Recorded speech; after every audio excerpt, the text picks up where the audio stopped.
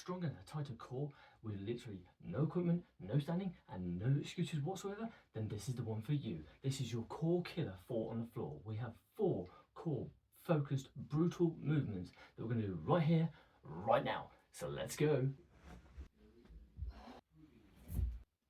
Hey guys, it's Nick here from Focus Fitness Lab. Today we've got 4 brutal exercises with 1 minute per piece, with no rest and no breaks whatsoever. And we're going to hit your core from every single angle.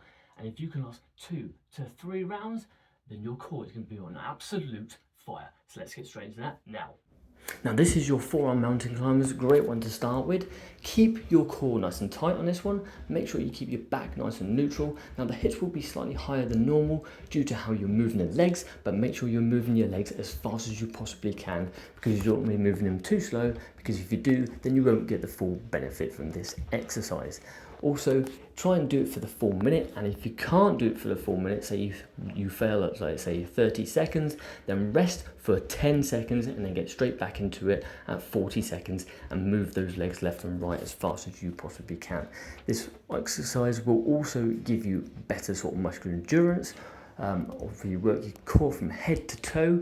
A fantastic cardiovascular workout, and also a great calorie burn, so you're getting a full total body workout from exercise 1 straight off the bat.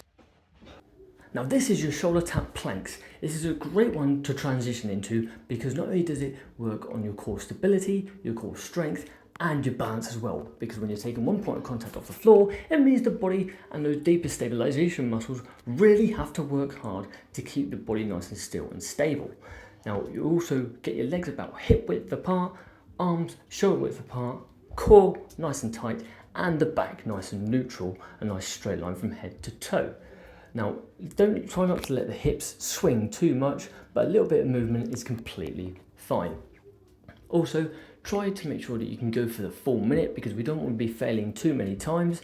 Okay, but if you do need to fail, let's say 20 or 30 seconds, then take that 10-second reprieve to make sure you get your energy back, and then get straight back into it and go for the remainder of that minute. But try and go for the full minute best as you can.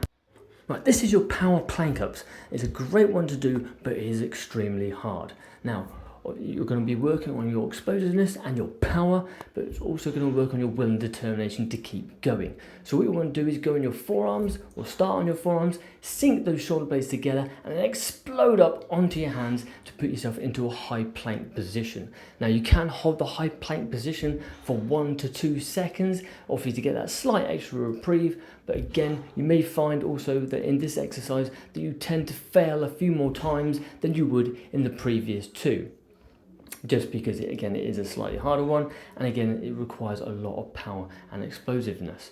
But again, also remember to keep your core nice and tight, keep the back nice and neutral, and just try and keep going for that minute as you can. But if you do fail and you need to take those 10 seconds rest in between, just take them obviously as you can, and then continue on with the remainder of those minutes. Anyway, this is your hover holds. So what you want to do is go down into a push-up in the bottom half of the push-up and hold yourself there for as long as you can. Now you'll be working on your isometric strength, your whole entire core from top to bottom, the biceps, the triceps, the shoulders, the forearms, and even some of the lower body. Now make sure to keep your core nice and tight and the back nice and neutral, but you don't want to let the hips go too low or too high as well, so try and keep a nice sort of straight line.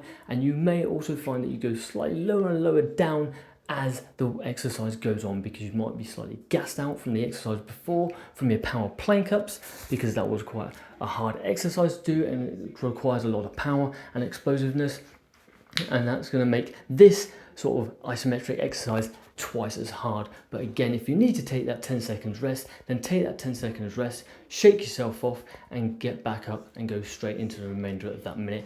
You may also find that you sort of tend to fail a few more times in this one, but again, there's nothing wrong with that. Just get back up after those 10 seconds and go straight for it. And that is your core killer 4 on the floor. So that is the end of the video. I hope you found it helpful and you liked it. If you did, give it a thumbs up and a like. Now, if your core is on fire, then you did the workout exactly right. Save it for later in your favourites, or if you also let me know how you get on with it in the comment section below. Now, remember to subscribe to YouTube channel Focus Fitness. Hit the bell notification so you get notified every single time we release new content here on the channel. If you think it's going to help a friend or a family member out, then get them to subscribe as well and hit the bell notification. And I will see you guys in a few days with a brand new video. And as always, guys, stay focused.